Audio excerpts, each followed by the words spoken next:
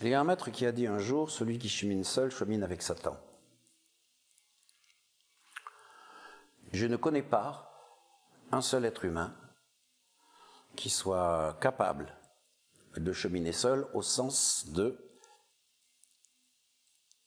se défaire de l'influence, de la présence, de l'insistance, de la...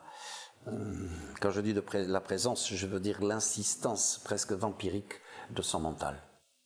Je ne connais pas quelqu'un qui puisse seul se défaire de cette mécanique qui, 24 heures sur 24, produit des pensées, des imaginations, fait des suppositions, nous propulse dans l'imaginaire, nous met dans l'interprétation de tel événement, constate ci, constate ça, compare ci, compare ça. Ça n'arrête pas.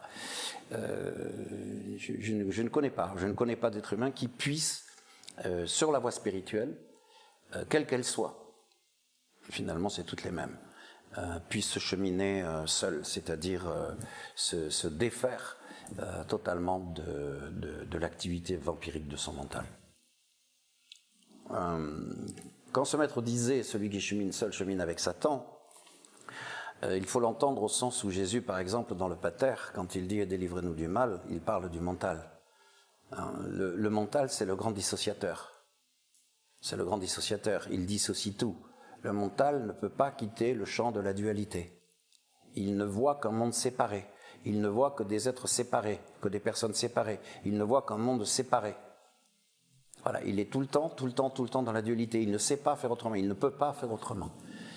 Cheminer seul dans ces conditions, si l'on comprend bien comment fonctionne le mental, comment il se saisit du corps émotionnel affecté qui nous dissocie sans cesse.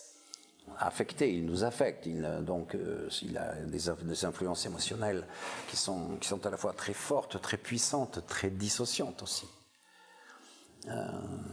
C'est impossible, je ne vois pas, je ne connais pas de personnes qui puissent effectivement faire ce chemin-là seul.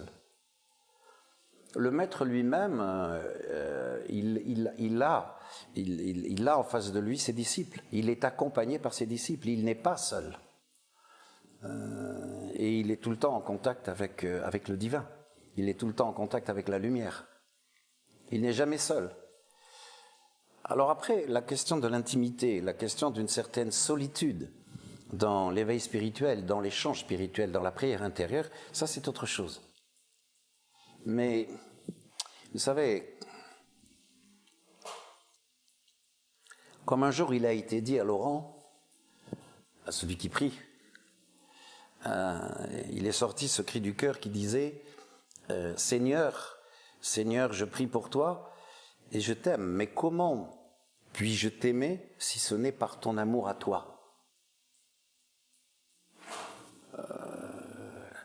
Donc, le disciple ou le maître ou l'humain, l'être qui prie, qui est vraiment dans cette ouverture du cœur, il n'est pas seul.